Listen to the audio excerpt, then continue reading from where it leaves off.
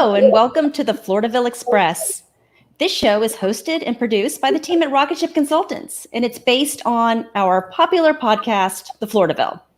The Floridaville Express is a condensed show with all the elements that Floridaville audiences have come to love.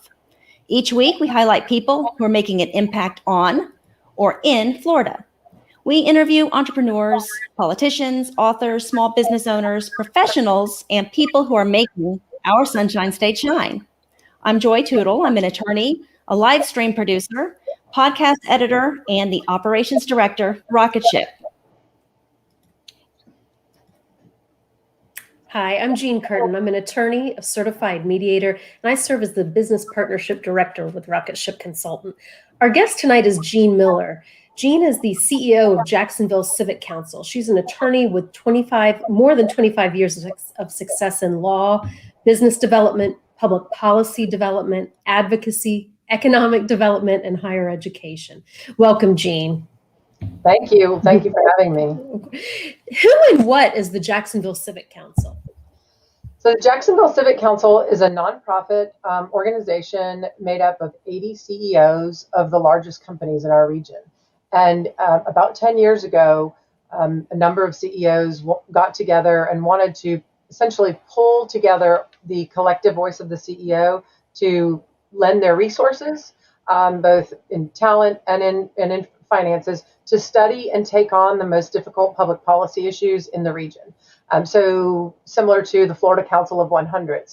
But the idea is to approach it from a fact-based place. So we invest heavily in research, both secondary research and primary research that we conduct. And then using that research, the organization, through its membership, takes an advocacy position and we do our best to inform local, state, and sometimes federal public policymakers on the facts so that they can hopefully make informed decisions.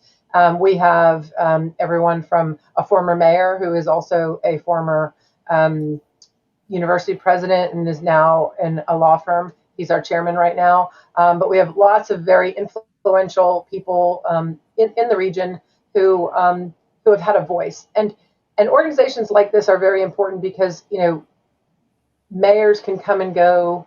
There can be one-term or two-term mayors, but no one's really looking at what is the long-term impact of maybe, an investment or, a lot of folks, politicians in particular, they're not picking on politicians, but they have a very short time in office. But, not everyone's taking the longer strategic view where, you make an investment now and there's a longer term payoff. So the organization, the members do not get anything out of it. They pay dues, and then we work very hard to develop, as I said, facts and a position, and then use impact and influence. That sounds like a wonderful collaboration of resources and ideas for the city of Jacksonville. So what is it like for you as a CEO to lead other CEOs? It's a great question. And it's been an interesting journey. I've had the blessing of being in this position for 8 years.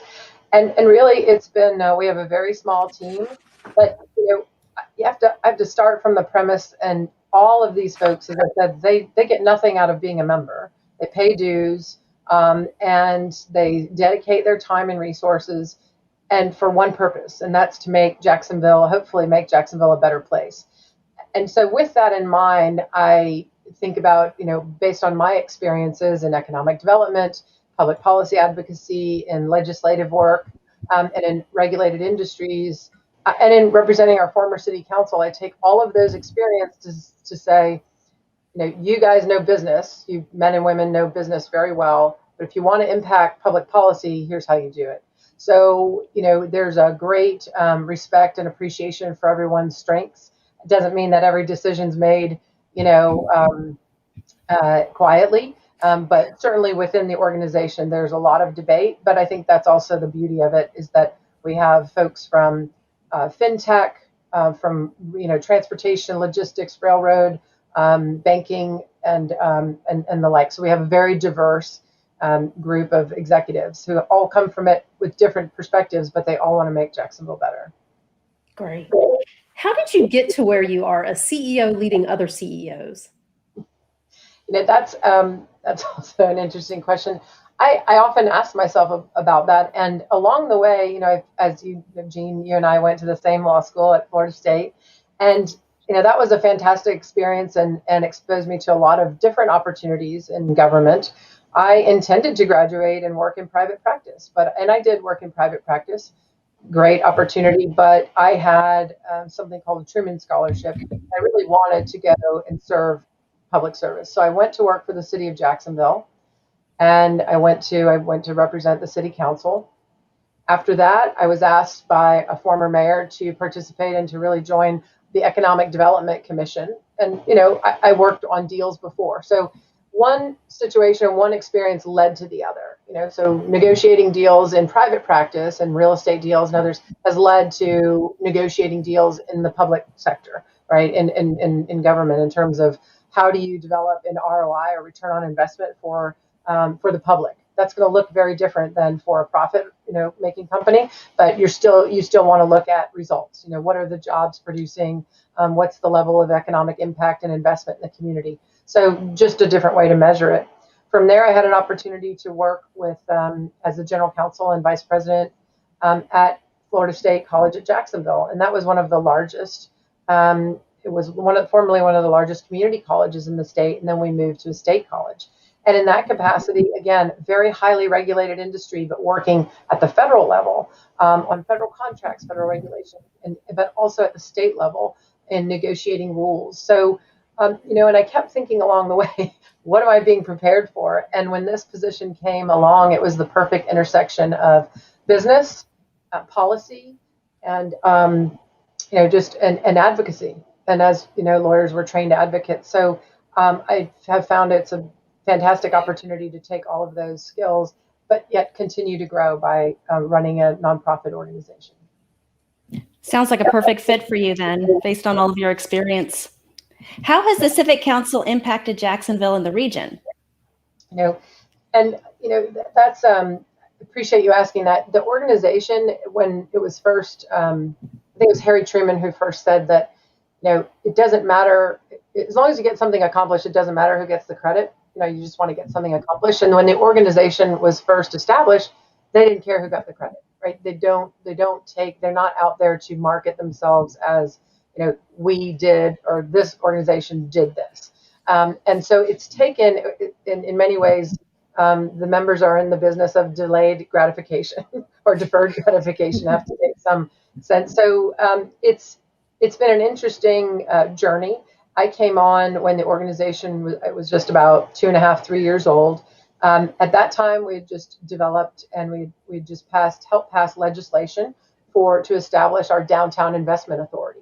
And the idea with the Downtown Investment Authority, we had some fantastic members, experts in development and in urban revitalization, who worked together to say, what would it take to really ignite downtown Jacksonville and the urban core? And as most of you know, we have a beautiful river that runs through downtown Jacksonville, but it divides it. So it presents opportunities and challenges. It has a very strong current. So with those opportunities and challenges, you have to look at, how can we create density, and what would it take? What do we have to do to attract developers to come in from outside of Jacksonville to develop downtown? And the first answer to that was establishing the Downtown Investment Authority. But since the organization doesn't have actual impact, any kind of actual authority, we used impact and influence and dedicated resources, loaned the former director to former mayor to get that established. So that's one area. We have studied the city budget at length, and during a study of the city budget, we knew that the city was coming into a very severe pension crisis, and where we had a massive unfunded liability. Public pensions are not sexy. No one wants to get into that. And frankly, no one really knows much about it anymore because most corporations have phased them out. But fortunately, one of our members, a few of our members, like the railroad, had some unions that had pensions. So they loaned us the executives and the expertise needed to really study that, so that we could go in with a firm opinion, study it, understand actuarial reports. I know way more about that than I probably ever thought I would. But the good, news is, in getting the word out, it helped educate the public, but also helped educate policymakers. And between between administrations, we were able to make sure that the heat stayed on that particular issue, because that issue is blocking out the sun for the rest of Jacksonville and our finances. So it was a matter of keeping the issue and then helping to educate, and also helping policy makers like our city council members have the facts they needed to negotiate and help negotiate the right resolution. We've also worked on something called the Human Rights Ordinance, and a lot of localities in Florida have that, but it is essentially making sure that all of our citizens, including those in the LGBTQ community, have access to restaurants and to housing and just public access without discrimination. And in Jacksonville, that was a very hard push. There were 4 different attempts to pass that. There have been appeals, and the most recent one was as recent as last spring. But this organization and these CEOs stood up and said, Jacksonville cannot move forward unless we are willing to protect all of our citizens. And so, that's something that you wouldn't think, CEOs would be as involved in, but it was a very important and something that the organization was consistent with over a 10-year time period. So yeah, those are some of the examples. And then we've done a study of public finance, again, not very sexy, but really taking a hard look at how is Jacksonville funded compared with our other cities and counties. Who are we competing with, in the state of Florida when someone is looking for jobs and they're looking to expand their company or organization in Florida? So, yeah. Yeah, sounds like you've already made a huge impact, and this is going to continue. So that's really great. Hope so. We hope so. Well, let's take a quick commercial break right now. And when we come back, we are going to learn more about Jeanne Miller and the Jacksonville Civic Council. At Rocket Ship Consultants, our mission is to take your organization to the next level. Our team develops strategic communication plans that help entrepreneurs, corporations, associations, and individuals reach new heights. Our consulting team is made up of attorneys with additional experience in journalism, public relations, politics, broadcasting, and advocacy. Let us help you take that dream you have for a podcast or video show and make it into a reality.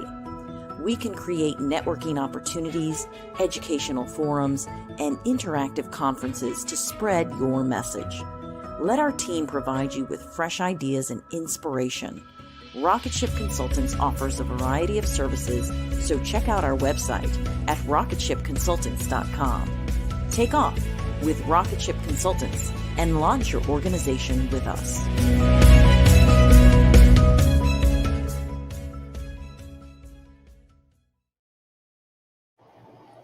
Welcome back. We're speaking with Jeanne Miller, CEO of Jacksonville Civic Council. Jeanne, what are some of the biggest opportunities that await the Civic Council? Well, the biggest opportunity, and maybe the most obvious that's standing in front of all of us, has been the challenges brought on by the COVID pandemic. But during that time, the incredible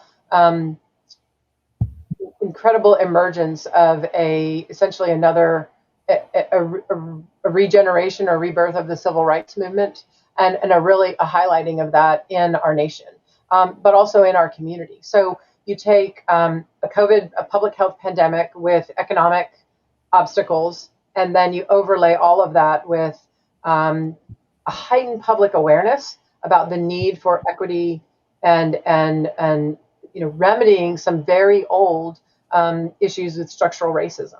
And so, looking at those three, we have been working very closely with all of our public health partners, all of our hospitals in the region, to where we've been monitoring all of the vaccination sites. Jacksonville has a few, unfortunately, we have a few food deserts. Well, we have vaccine deserts. So how can we mobilize units and help provide resources if needed?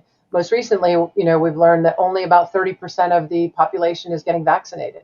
Well, we're working to develop a massive, public service campaign that will get outreach into social media and TV and ads, and wherever people are looking or wherever they're going to get their information, we want to encourage them to get vaccinated. And then one thing that I'm very proud of, over the last year, there's been just a great sensitivity. We have some amazing members like Guidewell and FIS, Fidelity Information Systems, and ViStar. And those large corporations have taken a very active role in the area of diversity, equity, and inclusion. And we have some smaller members who just don't know where to start. But one thing we knew, and we worked with our African American members over the summer, is that there were some difficult conversations that we had to have. And while, these are all type A personalities, they want to get to the answer. But it was really important to just say, let's talk first. And this is going to feel uncomfortable.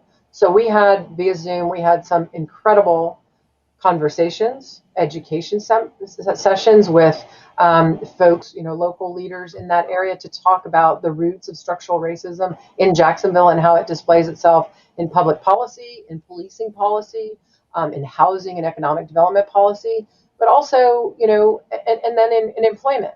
So if we can, and so what we're trying to do is pair our members with each other to provide resources. So maybe pair a larger member with a smaller member who just doesn't know where to get started with DEI. That's just to raise the level of, because we know that it's not just, you don't just put one person in charge of it. You don't just put a woman or a Black person in charge of it. It is an actual profession. And you want to, and it's not just diversity, it's that equity and inclusion part, to make sure that every employee feels included, and that means every citizen's included. So that's something that will take some time. It's not a check the box exercise. It's something that we're going to be working on and working through. But I have been just in awe of the members, younger and older, who have approached this with sincerity, humility, and a true desire to not just learn, but to make a change. And to find a way to make a change. So we're working through that, and I think that's to come. Are there other organizations around the state similar to the Jacksonville City Council? The Civic Council, yeah. So there are in the United States, there's about less than 20 of our size. We represent a several county region, but in Florida, the closest one would be the Florida Council of 100. And so that's a statewide organization that informs the legislature and the cabinet and the governor on certain public policy issues. And then some counties have them, Sarasota, Broward, Miami, and the Tampa Bay partnership recently converted its mission from more of a marketing organization for the region to an advocacy organization. And so we have found that more and more CEOs, you'll hear them also called CEO roundtables, right? They were studying, they were learning about this stuff, and then they would say, okay, what can we do? And a good example is even the most recent, the election laws in Georgia, and you had corporate CEOs talking about that, and much to the chagrin of some of the policymakers, but corporate CEOs are engaged, and they're being evaluated by their shareholders on diversity, equity, and inclusion. I mean, this is not a binary proposition. It has to be, we have to look at all of this, and CEOs want to be at that table. On a more personal note, how do you successfully do all that you do? You are a talented attorney, a successful CEO. You're very involved in your community. I know we have the opportunity to work together on the Florida State University Alumni Association board. You're also active with the Jacksonville Transportation Authority and Goodwill Industries of North Florida. So you have a lot on your plate. So how do you do it so well? Oh, you're very kind. And not all of that was at one time. But I think I grew up, both of my parents were public servants. My mom was a public school teacher. Hi, Mom. Hopefully she's watching. And my dad was a Navy pilot. But, it's giving back is not about getting. It's about knowing that you didn't make it here just, on your own. You had certain opportunities and advantages, and hopefully making life better. And my brother and I were both raised in that, I'll say, tradition, if you will. So there's always been a desire on my part to get involved. But one thing I've learned is the more I'm involved, I'm a more productive. I can contribute more to my job.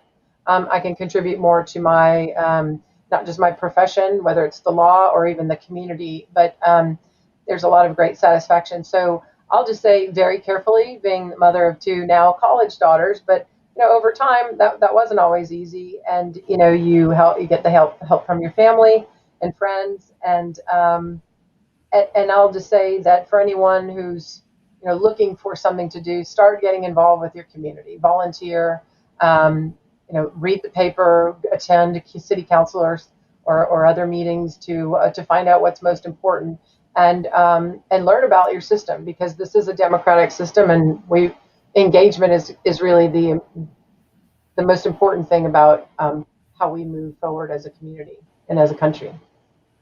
Is there something you wish you had known when you began your career? Well, so after I graduated from college, I thought I was going to be an analyst with like the CIA or, in international relations or something like that. I lived overseas for a while, and I thought that was it. But I had to keep an open mind. I started in public policy with the Florida Medical Association, and then eventually went to law school. And I would say to anyone, take advantage of the opportunities. That it may not look like what you thought, but certain doors open other doors, and you'll never know until you try. And as I've just explained, each opportunity has built on the other, and I know that I can bring all of those experiences to bear in this job every day. I mean, you don't have to be a lawyer to do this job, but I use my law degree every day, and I use my experience in regulated industries and in drafting legislation or negotiating contracts. I use all of that every day in different ways. So I'd say be open, and I try to tell my daughters that, and any young people who seem to be coming to me now and who want some advice. So great. Yeah. If our audience wants to stay connected with the Civic Council and just kind of learn more and stay abreast of all the great things you're doing, what's the best way for them to do that? Sure. The should be on the bottom of your screen, but the jacksciviccouncil.com. And I'm Jeanne, Jeanne, at Jacksonville Civic Council, jacksciviccouncil.com. And in fact, other communities, what we've done is we've done even some consulting for Savannah and for some other communities, and shared ideas of if they've actually wanted to get something similar started in their community. So happy to work to stay engaged, and we do our best to work with our shareholders in the nonprofit community. So reach out. Well, this was great, very educational, and really, frankly, exciting to hear about the great things that you all are doing, and that people are coming to the table, putting the egos aside and everything else, and really working for the betterment of the region and all of the people who live there. And obviously, anyone who's visited, it's a beautiful community. So it's nice to hear it's more than just skin deep, if you will. But thank you again. This was great, and we really appreciate you making time to sit down with us. That wraps up tonight's episode of the Floridaville Express. So be sure to tune in Mondays at 8 p.m. Eastern to catch our show live. And remember, you can watch previous episodes of the Floridaville Express on our YouTube channel and on Facebook. Have you been looking for a way to expand the strength and reach of your company's brand? Well, we at Rocket Ship Consultants can help you with that. We can create a video show or a podcast like this one for you or your organization. Our clients are finding that podcasts and live streams are keeping. Sponsorships are another opportunity for you. They create positive long-term brand awareness and keep your organization connected. We have a variety of sponsorships available at a surprisingly affordable price. And if you have a recommendation for a person or organization that we should highlight on the Floridaville Express, please contact us for more information. Reach out to Rocket Ship Consultants for a free consultation. We'd love to show you how we can help focus a spotlight on all the exciting things that you and your organization are doing so we can take you to the next level. Have a wonderful weekend, and we will see you next week.